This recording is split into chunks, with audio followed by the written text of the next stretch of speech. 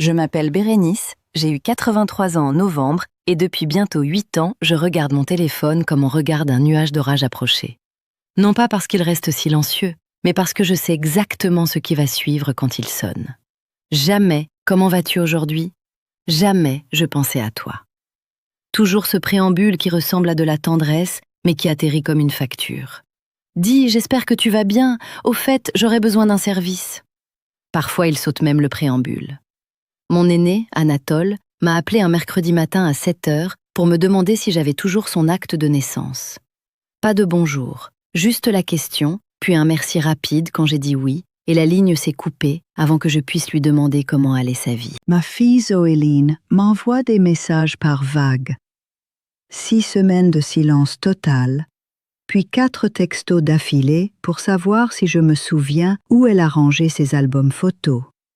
Si je peux retrouver le nom de ce notaire qu'on avait consulté en 2005. Si j'ai gardé la recette du gratin que son compagnon avait apprécié ce dimanche de Pâques il y a 3 ans. Elle termine par un « bisou » avec un petit cœur, comme si cette ponctuation avait un sens. Elle n'en a aucun. Mon Benjamin, Cyprien, débarque 2 fois par an. Une fois en juillet, quand il cherche où laisser son chat pendant ses vacances. Une fois en janvier, quand il veut que je garde ses fils pour qu'ils puissent partir skier avec sa femme. Il apporte du champagne les 2 fois. Du bon. Du cher. Comme si la bouteille était une excuse pour quelque chose qu'aucun de nous ne nommera jamais. Autrefois, je laissais tout tomber quand ils appelaient. Peu importait ce que je faisais. Lire, jardiner, simplement rester assise avec mes pensées. Tout devenait instantanément moins important que leur petite urgence ou leurs besoins passagers. Je modifiais mes rendez-vous. Je disais oui avant même qu'ils aient fini de demander. Je me disais que c'était ça, être mère. On se rend disponible. On se présente. On aide sans hésiter parce que l'amour n'hésite pas. Mais à un moment, j'ai remarqué un schéma que je ne pouvais plus ignorer. Ils appelaient quand la chaudière tombait en panne. Ils appelaient quand ils avaient besoin de quelqu'un pour récupérer les enfants à l'improviste. Ils appelaient quand ils voulaient mon avis sur quelque chose qu'ils avaient déjà décidé et cherchaient juste à valider. Jamais ils n'appelaient pour me demander ce que je lisais. Jamais pour me raconter une anecdote amusante de leur journée. Jamais juste pour entendre ma voix. J'étais devenue un service, fiable, toujours ouvert, jamais fermé pour raisons personnelles. Il y a eu un anniversaire, mes 81 ans je crois, où je me suis retrouvée dans un restaurant que j'avais choisi moi-même parce que personne d'autre n'avait proposé de plein. Je les avais prévenus des semaines à l'avance. J'avais réservé pour 6 personnes. Anatole est arrivé en retard et est parti tôt à cause d'une réunion professionnelle. Zoéline n'est jamais venue. Elle a envoyé un message 3 heures après l'heure prévue, disant qu'il y avait eu un problème avec les enfants. Cyprien est venu, mais a passé la moitié du dîner sur son téléphone à répondre à des courriels qu'il disait urgents. Ma voisine Armelle est venue parce que je lui en avais parlé en passant et qu'elle m'avait demandé si elle pouvait se joindre à nous. Le serveur a apporté une petite tarte avec une bougie. Armelle a chanté, j'ai soufflé, j'ai souri, et quand je suis rentrée ce soir-là, je me suis assise dans ma cuisine et j'ai laissé venir ce que j'évitais depuis des années. J'étais épuisée d'être celle qui plie toujours. Épuisée d'être traitée comme une commodité plutôt qu'une personne. Épuisée de donner et donner et donner dans un vide qui ne demandait jamais s'il me restait quelque chose. J'ai commencé à observer comment fonctionnaient les familles des autres. Mon amie Sylviane reçoit un appel de son fils tous les mardis soirs. Pas parce qu'il a besoin de quelque chose, juste parce que c'est ce qu'il fait. Il appelle, ils parlent de tout et de rien, et ils raccrochent tous les deux en se sentant plus proches qu'avant. Ma coiffeuse Mathilde m'a raconté une fois que sa fille l'emmène déjeuner le 2e dimanche de chaque mois. Ce n'est pas transactionnel. Ce n'est pas conditionnel. C'est simplement tissé dans la trame de leur relation. J'ai compris qu'à un moment donné, j'avais appris à mes enfants à me considérer comme facultative, comme quelque chose qu'ils pouvaient solliciter quand ça les arrangeait et ignorer quand ça ne les arrangeait pas. Je leur avais rendu les choses si faciles qu'ils avaient cessé de me considérer tout court. Et puis quelque chose s'est produit qui a tout clarifié. Une femme nommée Odile a emménagé 4 maisons plus loin. Elle a une 60aine d'années, veuve, brillante comme tout. On a pris l'habitude de marcher ensemble le matin, rien de prévu, juste quelque chose qui s'est développé naturellement parce qu'on appréciait toutes les deux ces moments. Un matin, elle m'a demandé de l'aider à tailler ses rosiers. J'ai dit oui. La semaine suivante, je lui ai demandé si elle voulait m'accompagner à une vente aux enchères dont j'avais vu l'annonce. Elle a dit avec plaisir. Ce qui m'a frappé, c'était l'équilibre. Je n'étais pas la seule à proposer. Je n'étais pas la seule à donner. On se dirigeait l'une vers l'autre dans une mesure égale. Et si l'une de nous ne pouvait pas venir une semaine, on reprenait simplement la fois suivante, sans ressentiment, ni culpabilité, ni ce sentiment de vide étrange que j'en étais venue à associer à mes enfants. Odile m'a demandé un jour pourquoi je ne parlais pas beaucoup de ma famille. J'ai donné une réponse vague. Elle m'a regardée, vraiment regardée, et a dit « Tu ne dois ta présence à personne juste parce qu'il partage ton sang. » C'est tombé comme une pierre dans l'eau calme. Les ondulations ont continué à se propager. J'ai pensé à toutes ces années où je m'étais tordue pour prendre des formes qui leur facilitaient la tâche de m'aimer. J'avais été arrangeante et souple et infiniment patiente. J'avais absorbé chaque annulation, chaque appel oublié, chaque demande de dernière minute sans me plaindre. Je m'étais dit que c'était de la générosité. Mais la générosité requiert de la réciprocité pour avoir un sens. Sinon, c'est juste de l'épuisement avec un meilleur emballage. Alors j'ai pris une décision. Et au début, j'ai eu l'impression que c'était la chose la plus cruelle que je m'étais jamais faite. J'ai arrêté d'être disponible. Pas bruyamment, pas comme une colère ou une punition.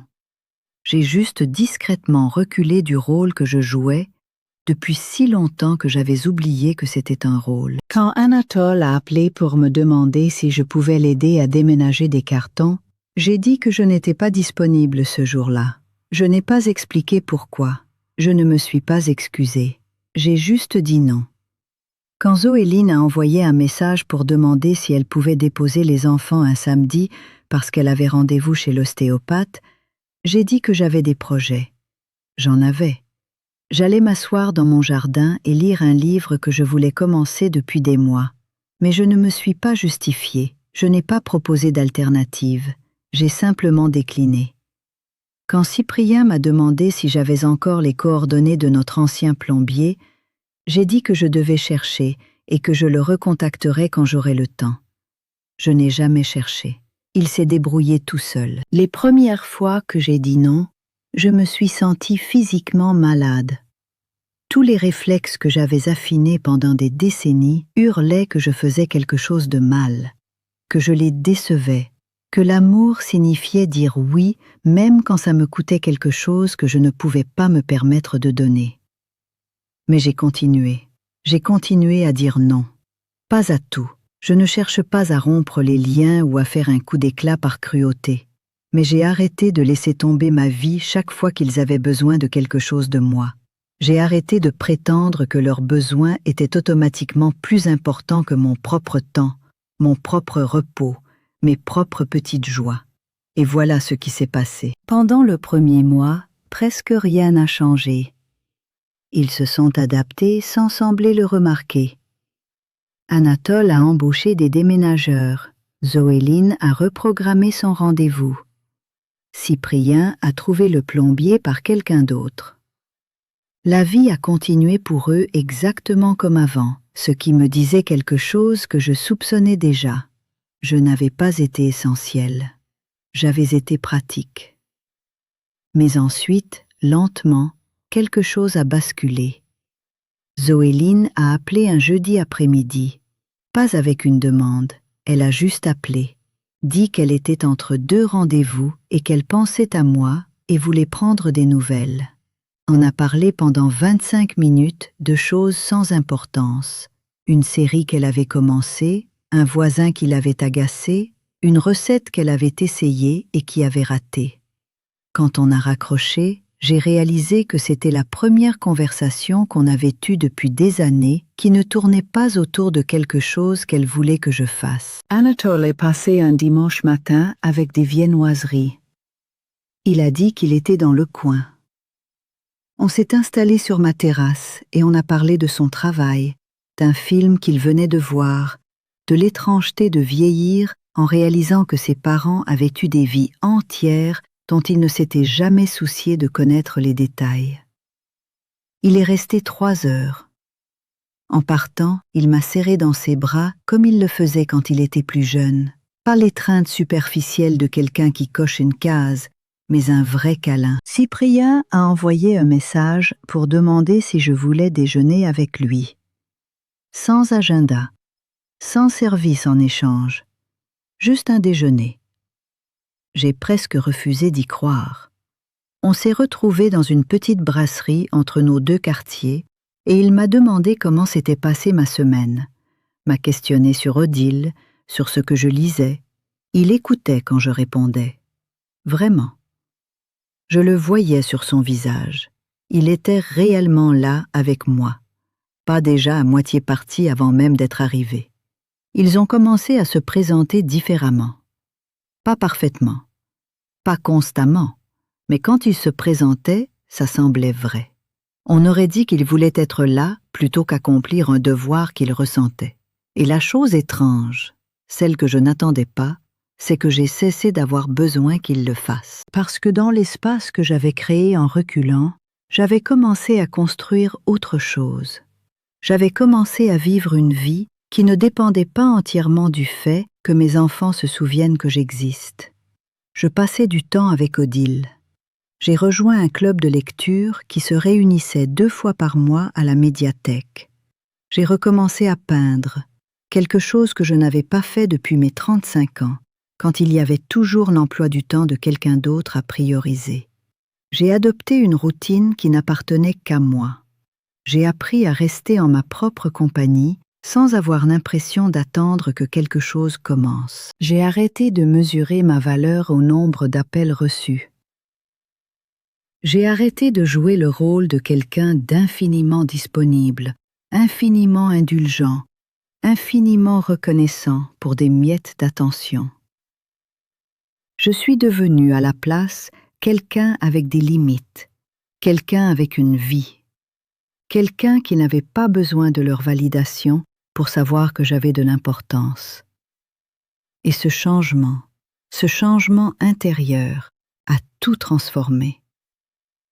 Parce que les gens ne valorisent pas ce qu'ils n'ont jamais à chercher.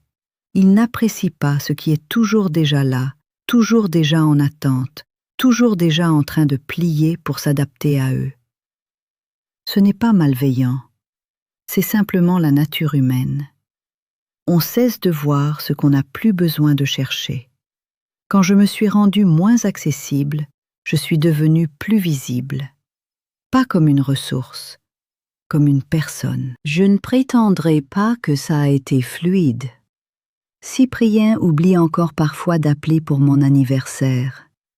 Zoéline envoie encore plus souvent des demandes par texto qu'elle n'appelle juste pour parler. Anatole garde encore plus de distance que je ne le souhaiterais.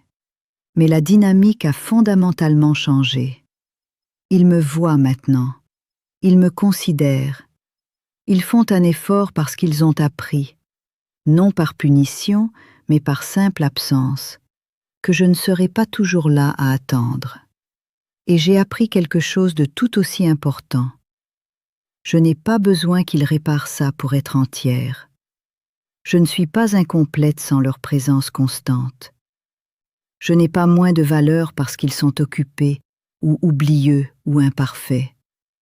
Je suis simplement ici, vivant ma vie, les aimant depuis un endroit qui ne m'épuise plus. Il y a un mot pour ce que j'ai fait, même si je ne l'avais pas à l'époque. Le détachement. Pas le genre froid, pas celui qui coupe ou qui punit, celui qui reconnaît qu'on ne peut pas contrôler comment les autres se présentent pour nous, mais qu'on peut absolument contrôler combien de soi-même on donne en les attendant. J'ai arrêté de courir après, j'ai arrêté de mendier des miettes, j'ai arrêté d'accepter un traitement que je n'aurais jamais toléré de quiconque d'autre, juste parce que c'étaient mes enfants et que je les aimais. L'amour ne signifie pas s'effacer. Il ne signifie pas se rendre si petite et si disponible que les gens oublient qu'on est une personne entière, avec des besoins et des limites et un droit à son propre temps. Voici la règle que j'ai suivie, celle impitoyable dont je parlais au début. Traite-toi comme quelqu'un pour qui ça vaut la peine de se présenter, même si personne d'autre ne le fait. Arrête de répondre à chaque appel. Arrête de dire oui à chaque demande.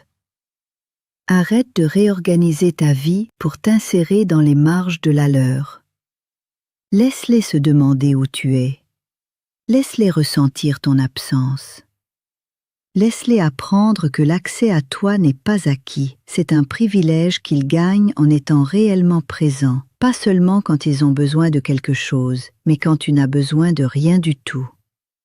Ça semble dur, ça se ressent comme dur. Mais c'est la seule chose qui a fonctionné.